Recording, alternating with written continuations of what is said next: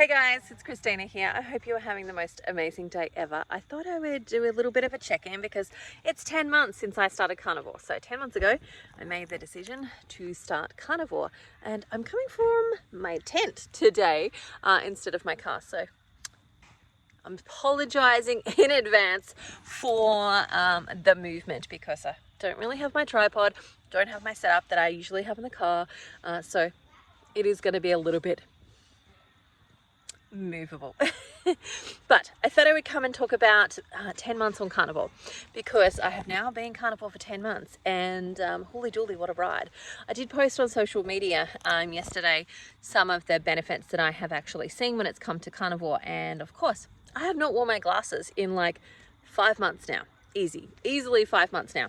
It may be even 6 months, but it's been a while. So thankfully I did find them because I thought that I had lost them for a time because it'd been such a long time since I wore them that thought that maybe I'd lost them in some of the different tents, because this is like our fourth edition of a tent since traveling around Australia, and we started travel a month after I started Carnivore. So we started that August, and I started Carnivore in July. So it's been 10 months. So eyesight has definitely improved, hair is definitely thicker, grows faster, all of the things, these were stuff that I actually clearly did not start Carnivore for. I didn't start Carnivore to improve my eyesight. I didn't start Carnivore to grow my hair back. I mean, they were all things that I really wanted, right? But they actually weren't the reason that I started. I started because my blood glucose was too high. And not just a little bit high, not just, oh, you've got diabetes high now. It's like, no, you're actually seriously sick high. So for those of you who don't know, it was 21.1 in micromilliliters. So if the Australians, our blood glucose monitors measure them in micromilliliters. For the US, if you times that number, 21.1 by 18.2, you'll actually get to the number that I was in your blood monitor machines. So it's significantly high. If you're trying to just do a quick analysis, it would be imagining that your HbA1c was something like 18. Like, that's probably closer to where it actually was at that point in time. So I knew I had to make a decision. I had to decide to either go down that medicalized path, which I know that road. I've worked with diabetes for 20 odd years now, and part of that's been with my own experience with gestational diabetes, some of that's been with my patients, etc. So I know the road of the medicalization. I know what happens. I know what is on offer and what the likelihood roller coaster ride that's going to be, because it's not about actually making you better. It's about managing the sickness that you actually have. And so I didn't want that, but I knew that was what would happen if I went down that medicalized road. Instead, what I decided to do was do something completely different, which was Carnivore. And I chose Carnivore for a number of reasons, some of which is because of my spiritual practices of essentially I'm a Christian, and I knew God was saying to me, you either do Carnivore or you go get your life insurance sorted, because I had died previously in my journey, and God told me then about that, what was going to happen in the sense that I was going to pass away. So I prepared a lot of things at that point, and kind of had made this promise to me that the next time this happens, or the next time you get to this place, I'm going to tell you, I'm going to let you know. And so he was telling me. So I basically went life support, Carnivore. I really like eating meat. I think I can do this. And so that was the method that I chose. The other thing that was behind that, so of course I had this knowing, but then I had to make a choice. Am I going to follow the knowing, or am I going to ignore it or go down the pathway of medicalization?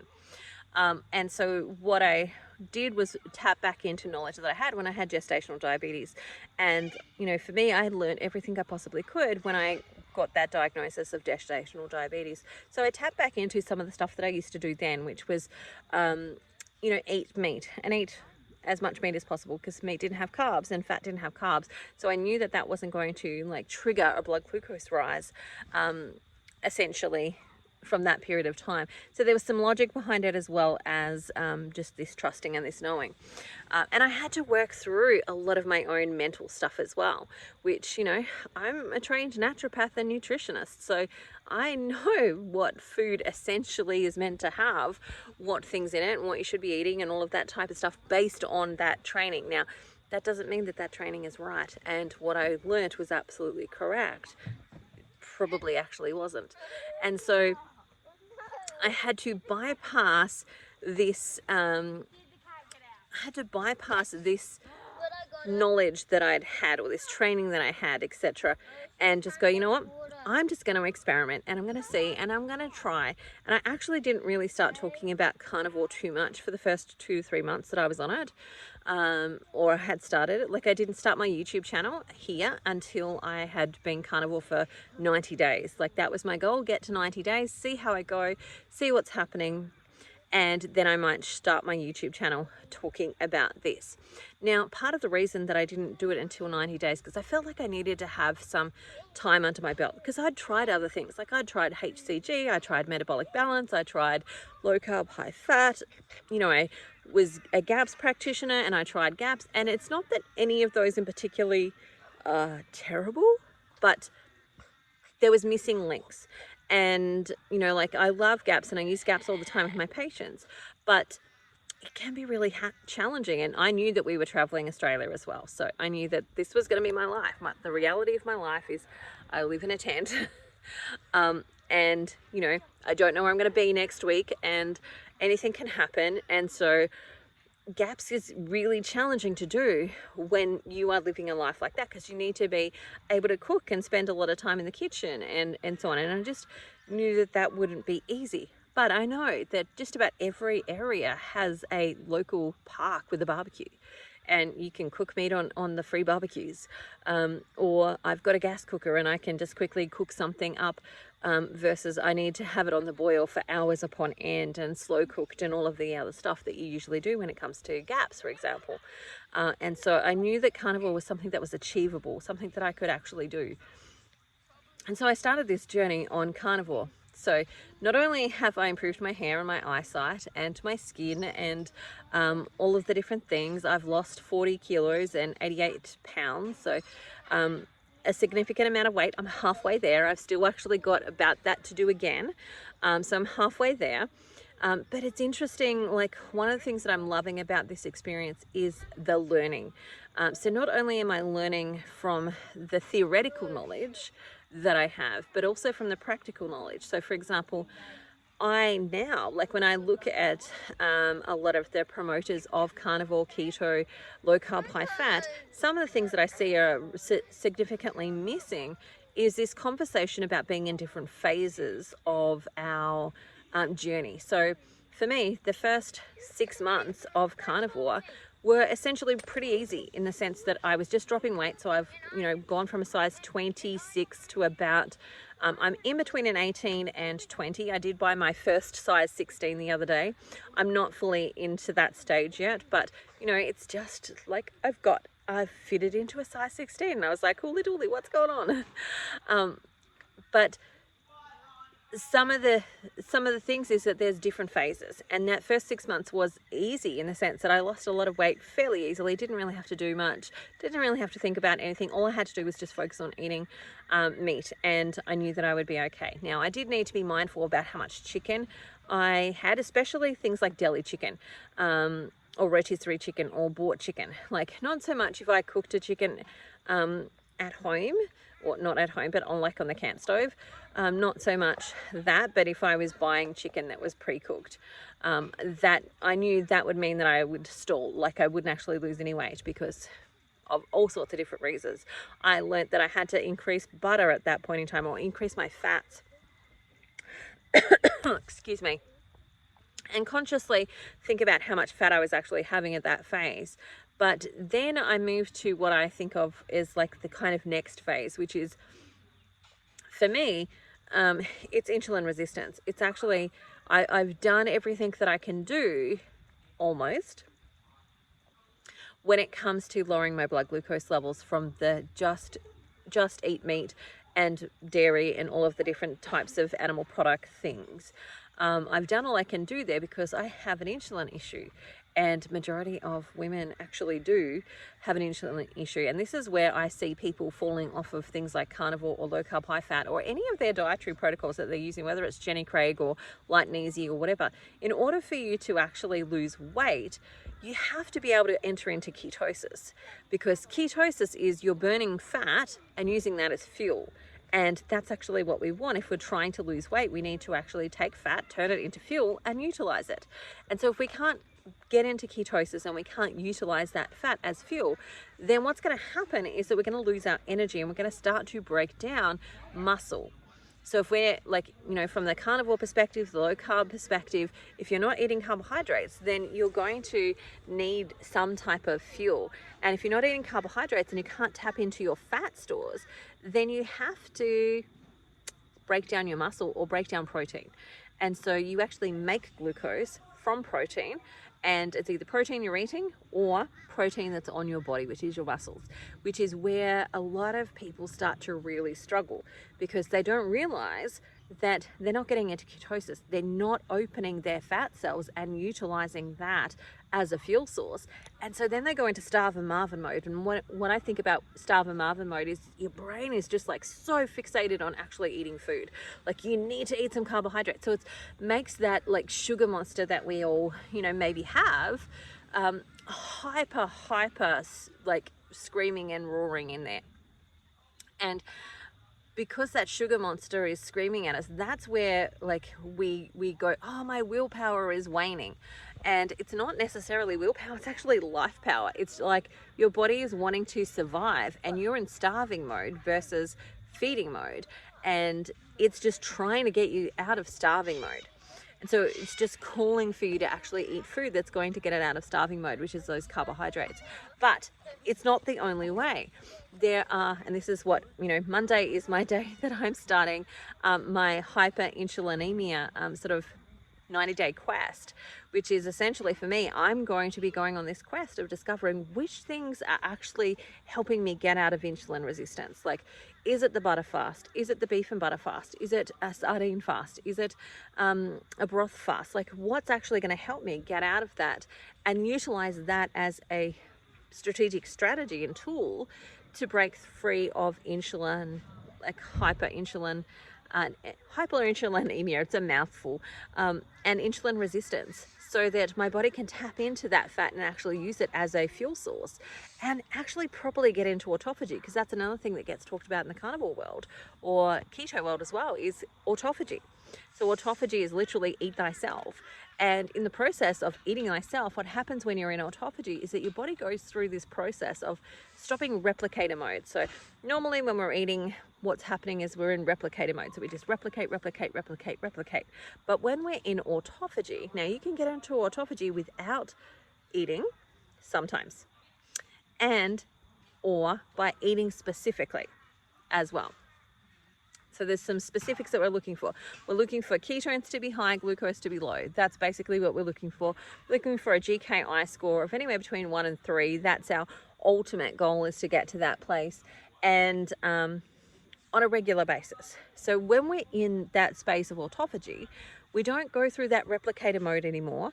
What we go through is the repairer mode. So instead of replicate, whereas if we've got some funky cells, all we're doing is replicating the funky cells.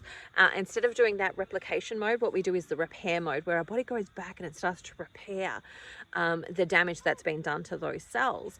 And so essentially when we go back into replicator mode, we're going into a mode where we're actually producing healthier versions of ourselves. So we're repairing damage, and that's the mode that I want to get into, and that's the mode that actually majority of people who are trying to lose weight want to get into, so that they're actually burning fat as a fuel source and not just losing weight, because you get to a point where you stall, and that stall is usually about insulin resistance. And for me, that's another phase in this. And I'm probably one day in the future, I'm going to actually write the phases of carnivore or the phases of keto to actually help somebody else move through these phases. Not there yet, but this is the thing that I'm learning on my own journey, is like the implementation phase is actually, for me, one of the really powerful learning stages of actually starting to go. Now, if I had my time again, and this is what I do for my new clients now, is I usually get everyone to get a blood glucose monitor and a ketone monitor. So a blood ketone monitor, not any like we don't want the breath, we don't want the urine, we actually want blood ketones, so that we can monitor them, especially if their goal is weight loss. Now, there'll be a period of time where they will just lose weight, because anytime we take out carbohydrates, processed food, all of that type of stuff, we're going to just lose weight because we're losing a lot of inflammation and we're losing a lot of that excess baggage just from taking those out. But then we have to look at our biochemistry. What's actually happening? Is our thyroid working? Is our adrenal system working? Are our female hormones or male hormones working? Like, what's going on there? And do we need to nourish those in particular? And then what's happening from the hormonal perspective of insulin, which is so underlooked at when it comes to a lot of health conditions. So for me, that's my next phase, and that's the next implementation stage for me, is to do this 90-day quest. I will certainly be coming on here and doing vlogs about my experience of it. You're welcome to come and actually join me in it, where, you know, you get all of the behind the scenes stuff, and, you know, I'm going to be coaching others through that whole program as well. You're welcome to come and join me in that. If you want the link, just drop me a comment below and I'll make sure that I send the link to you. But starting Monday, we're going to do a whole week first of beef, butter, bacon and eggs, which is about filling up our cup, so that as we start to go into this next phase where we're implementing specific eating style fasts, that we're doing so from a filling up our cup phase, where our cup is overflowing and we're full and we've got lots of nutrients on board, versus a place where we're already starving and then, you know, doing some specific eating fasts that are going to make that more challenging. So that's what we're doing. That's what I'm doing next. But my goal is to get off another 40 kilos. So as I'm starting to edge towards that 12-month birthday, I want to see what's going to happen in the next 2 months. How much more can I lose? How much more health can I get? How much more vitality can I get over the next 2 months? And then my guess is that, I'd really love to be able to get to my goal, or really close to my goal weight, at around that 18-month mark. That's my thought process. That it's probably going to take me another 8 months, or another 10 months to kind of actually get to that place that I really want to get to. But every step of the way now is the downward hill. It's kind of like pregnancy, right? You're gunning to get to 20 weeks, and then once you've reached the 20 weeks, it's now like we're counting down the weeks. Like, you know, 21 weeks is 19 weeks left, and 18 weeks left, and we're getting closer and closer to the due date. So I'm kind of on that side of the mountain, but it's still a very big mountain in front of me. So that's where I'm at with my 10 weeks, my 10 months. So hair loss, 40 kilos, 40 kilos, 88 pounds, and improved eyesight, improved hair, improved nails, improved energy, improved sleep, improved libido, improved pretty much everything. I can't complain. I don't have anything that is actually not improved, in the sense of like, oh, this is all improved, but now I have knee pain. No, I don't have any of those things. I'm sure it's really just going to get better from here. And I look forward to seeing what this next chapter and this next stage, because like, this is me just before I'm starting the 90-day challenge. And so, or the 90-day quest. So I'm sure this next 3 months, like, here's what I want to say as well, is that when you are on this for a long period of time and you've got such a big mountain to climb, like I do, but well, that's what it feels like for me, a big mountain to climb, you've got to set yourself focus goals. You've got to set yourself things that keep you focused and keep you motivated, because everything in this world is designed to take you off track. Everything is like, you go to the supermarket, everything in there is designed to take you off track. Everything in this world, like advertisements, like, you know, I don't really watch TV, but if I occasionally, when we've been in, like, say, a motel room or an Airbnb, we've turned the TV on and it is like blaringly loud advertisements, and it's all about food, and it's all about food that's going to take me off track. If I open a newspaper, everything in there food-wise is about taking me off track. Like everything in this world around me is about taking me off track and helping me lose focus. And so what I have found I needed to do is actually break it down into achievements. So every 5 kilos or every 10 kilos has been an achievement. Every month I get to is an achievement. And breaking it down into those achievements. Every new dress size that I get is an achievement. And everything that I can do now that I couldn't do previously is an achievement. So I break it down into the achievements. But the other thing is to break it down into focus points. And that's what this next 90-day challenge is because I was starting to get a little bit lost in the sense of like, I want to keep moving forward, but I'm just not getting there. And so this next 90-day thing for me, when I'm really focusing on lowering my insulin levels, is bringing me back to focus on what I actually want to achieve and how to get there. And that focus helps me. I know what I'm doing for the next 90 days. It's going to take me, it'll take me until through my birthday, through my carnivore birthday, and then into the next phase of that. And so it gives me something to focus on, something to look forward to, and helps me stay on track. But also there's that motivation of like, I know what I'm doing for the next 90 days. I know for the first week, all I'm eating is beef, bacon, butter, and eggs. That's all I've got to focus on for that week is beef, bacon, butter, and eggs. And then the next phase is adding in the first fast. So essentially the way that I've designed the program is the first week is fill up week.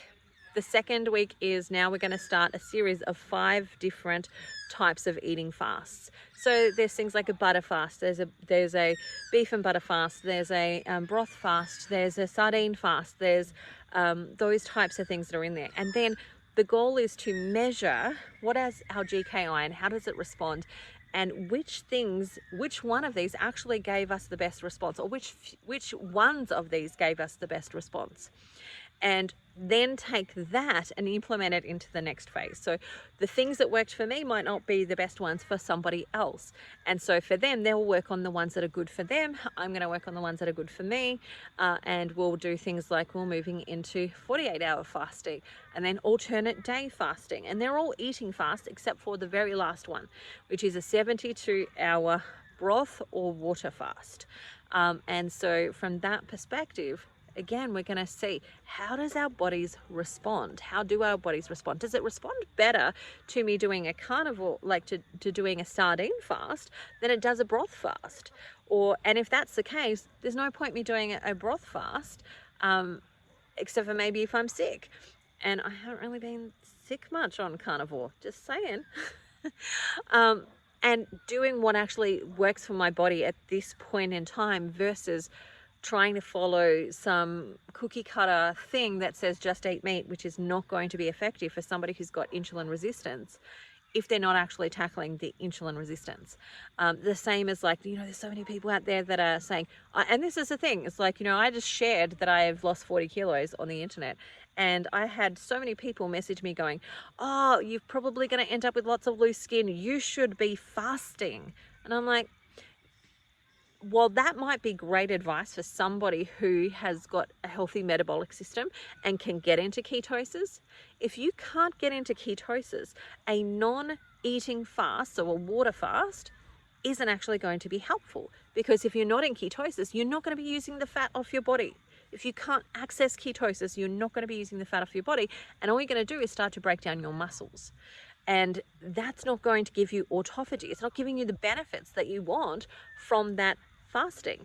And that's the whole point of me doing the quest. It's like to work out what is actually best for me in this phase. And that's also the challenge with taking advice from people just on the internet, because they're sharing with you what they think worked for them, not necessarily they know worked for them, because they haven't actually been testing and haven't been looking at their numbers or the stats or anything like that. And their body is different to your body. And that's the key thing of like working with a practitioner or working with a coach of some type, is that their goal is to try and help you understand your body. Well, that's my objective when I'm working with my clients, is actually to help them start to learn their body and what's happening with their body, which is why I would always say to you, if you're going to start carnivore, get a blood glucose monitor and get a ketone monitor so that we can check what things are actually working for you versus you struggling for months. And this is where I see people start to give up, because they've tried to do the dietary protocol for 5 months or 8 months or however many months, and they're just not getting the results that they want, but they're not testing anything either. And so that's where I will be like, get these things so that we can check what's your GKI score, what's happening with your body measurements. So, you know, different body measurements will tell me what's happening in regards to your hormonal health and what we need to support a little bit better. Where you might be gaining weight or where you might be losing weight is telling me where you're improving or where you're not improving. And all of that is data. And that's the key, is we've got to get over the mind crap of, if I weigh this much, if this thing is this, then I'm a bad person and my day is going to be bad and everything sucks and all of the things. We've got to get over that mentality that many women have gotten into and start to go, this is just data. I'm doing an experiment and I'm working out how my body works and what functions for it at this moment in time. And the body measurement is just data. It doesn't represent who I am or anything. It's just my body trying to communicate with me as to what's working and how it's working and so on. So that's my piece of advice for people who are starting out.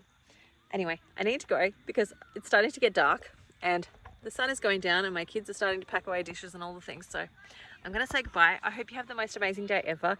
I look forward to sharing the next 2 months with you and the 90 days and so on. And bye for now. Have an amazing day. See you later.